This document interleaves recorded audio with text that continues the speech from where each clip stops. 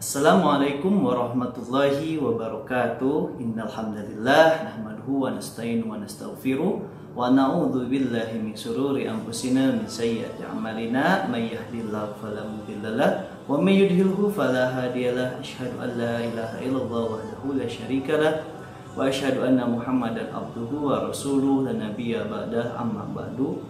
Segala puji marilah kita panjatkan kepada Allah Subhanahu wa taala yang telah memberikan kita nikmat sehat, nikmat Islam, nikmat iman. Selawat serta salam marilah kita curahkan pada junjungan kita Nabi besar Muhammad sallallahu alaihi wasallam dan kepada para sahabatnya, para keluarganya, dan mudah-mudahan kepada kita selaku umatnya yang ingin mendapatkan syafaat di akhirat kelak. Amin ya rabbal alamin. Pada kultum kali ini Bapak ingin membahas tentang kewajiban berdakwah. Dakwah itu apa? A'udzubillahi minasyaitonirrajim. Wal takum minkum ummatun yad'una ilal khairi wa ya'muruna bil ma'rufi wa yanhauna 'anil munkar wa ulaika humul muflihun.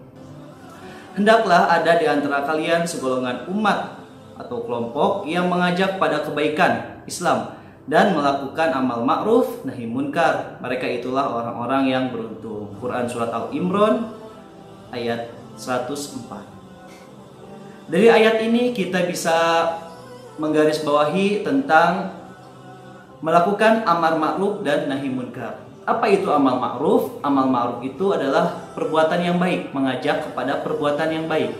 Jadi dakwah di sini ada dua kegiatan. Yang pertama adalah mengajak kepada perbuatan yang baik. Lalu yang kedua, nahi munkar, yaitu mencegah perbuatan munkar.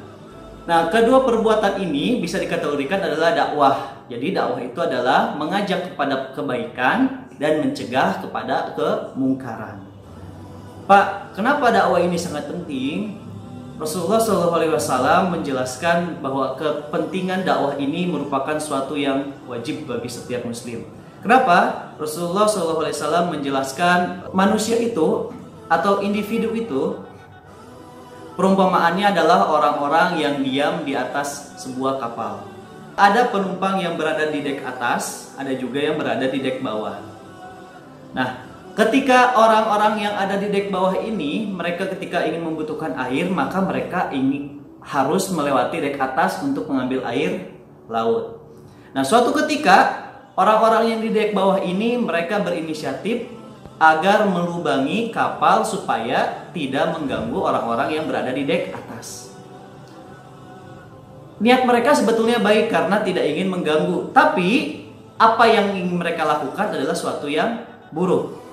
Nah, jika semua penumpang membiarkan orang-orang yang di dek bawah ini melakukan perbuatan tadi, melubangi kapal untuk mendapatkan air, maka apa yang akan terjadi? Pastilah semua penumpang yang ada di dalam kapal itu akan binasa, akan tenggelam. Maka kewajiban berdakwah ini sama pentingnya seperti tadi. Bila kita tidak peduli dengan lingkungan kita, bila kita acuh, yang penting berislam itu yang penting kamunya dulu perbaiki, yang penting akhlaknya dulu terperbaiki. Ternyata tidak cukup sampai di situ. Ternyata kita tidak cukup soleh sendiri, tapi haruslah soleh berjamaah. Karena apa? Karena ketika Allah menurunkan azab, itu tidak akan pilih-pilih orang. Yang mana misalkan, oh orang ini si Anu ini baik, maka ketika datang tsunami, rumah si Anu masih utuh. Tidak, tapi ketika Allah menurunkan azab pada suatu kaum, semuanya habis hancur. Termasuk orang yang buruk, orang yang baik, semuanya akan binasa. Gitulah kepentingan berdakwah. Bahkan dalam hadis lain Rasulullah SAW merumpamakan orang-orang muslim dalam hal kasih sayang dan tolong menolong yang terjadi antara mereka adalah laksana satu tubuh. Jika satu bagian merasa sakit, maka seluruh bagian tubuh akan beraksi dengan tidak tidur dan demam. Hadis riwayat Muslim. Oleh karena itu, Islam mewajibkan setiap pemeluknya untuk bertanggung jawab terhadap saudaranya dan segenap umat manusia pada setiap waktu dan keadaan. Sama sekali tidak ada tempat bagi orang yang egois atau individualis. Nah, ini keistimewaan Islam. Selain dia mengurus dirinya sendiri, dia juga harus bertanggung jawab atas saudara yang lain. Bahkan Rasulullah SAW mengancam dengan hadisnya, siapa saja yang bangun pagi dan hanya memperhatikan masalah dunianya, maka orang tersebut tidak akan berguna sedikit pun di sisi Allah. Siapa yang tidak memperhatikan urusan kaum muslimin, maka ia tidak termasuk golongan mereka. Hadis riwayat At-Tabrani dari Abu Dzar Al-Ghifari. Nah, dalam hadis ini dijelaskan bahwa kalau kita tidak peduli sesama muslim atau kita membiarkan seorang berbuat semau mereka, maka diancam oleh Rasulullah bukan termasuk golongan Rasulullah, naudzubillah ya. Lalu Pak, saya ini seorang pelajar, saya ini hanya murid sekolah, apakah saya sanggup mengemban dakwah?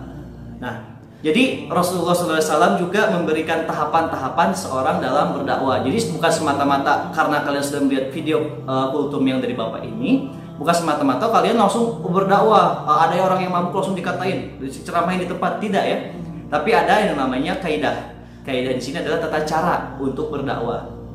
Dalam hadis lain, Nabi SAW bersabda, "Man ra'a minkum munkaran falyughayyirhu biyadihi.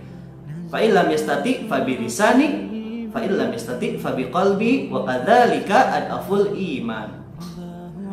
Barang siapa yang melihat kemungkaran, maka hendaklah dia cegah dengan tangannya.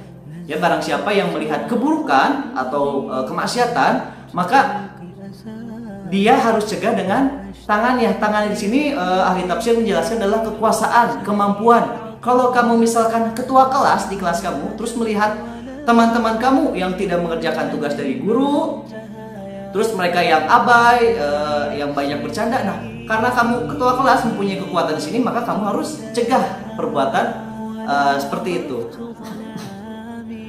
Oh Pak, saya bukan ketua kelas, maka lanjut pada hadisnya, teks yang tadi. Fa illam yastati fa bilisani. Kalau tidak mampu, maka dengan ucapan, dengan lisan. Maka kamu kasih tahu bahwa perbuatan yang itu adalah salah, perbuatan ini adalah salah.